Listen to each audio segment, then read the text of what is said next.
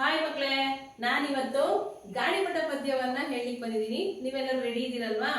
ಹಾಗಾದ್ರೆ ಅಣ್ಣನು ಮಾಡಿದ ಗಾಳಿಪಟ, ಬಣ್ಣದ ಹಾಳೆಯ ಗಾಳಿಪಟ.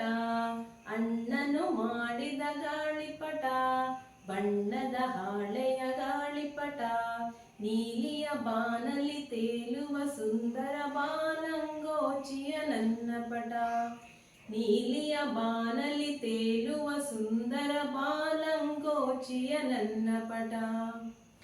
ಬಿದಿರಿನ ಕಡ್ಡಿಯ ಗಾಳಿಪಟ, ಬೆದರದ ಬೆಚ್ಚದ ಗಾಳಿಪಟ.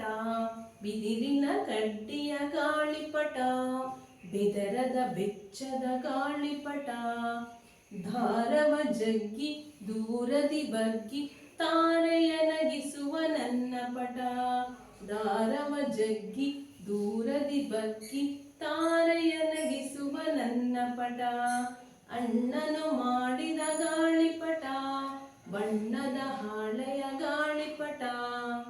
ತಂಗಿಗೆ ಅಣ್ಣ ಸುಂದರವಾದ ಒಂದು ಗಾಳಿಪಟವನ್ನ ಮಾಡಿಕೊಟ್ಟಿದ್ದಾನೆ. ಆ ಗಾಳಿಪಟ ರಂಗು ರಂಗಿಂದ ತುಂಬಾ ಚೆನ್ನಾಗಿ ಕಾಣಿಸ್ತಾ ಇದೆ. ಹಾಗೆ ತಂಗಿಗೆ ಆ ಗಾಳಿಪಟ ತುಂಬಾ ಖುಷಿಯನ್ನ ಕೊಟ್ಟಿದೆ. ಆ ಗಾಳಿಪಟ ಹೇಗಿದೆ ಗೊತ್ತಾ? ಬಾನೆತ್ತರಕ್ಕೆ ಹಾರಿದಾಗ ಏನಾಗುತ್ತೆ? ನಕ್ಷತ್ರಗಳು ಆ ಗಾಳಿಪಟವನ್ನ ಕಂಡು ನಗ್ತಾ ಇದ್ದಾರೆ ಅಂತ ಹೇಳಿ ಆ ಗಾಳಿಪಟಕ್ಕೆ ಒಂದು ಬಿದಿರಿನ ಕಡ್ಡಿಯನ್ನ ಹಾಕ್ಬಿಟ್ಟು ರಚನೆಯನ್ನ ಮಾಡಲಾಗಿದೆ. ಹಾಗೆ ಗಾಳಿಪಟ ಮೇಲೆತ್ತರಕ್ಕೆ ಹೋದ್ರೂ ಕೂಡ ಯಾರಿಗೂ ಹೆದರ್ಕೊಳ್ಳೋದಿಲ್ಲ.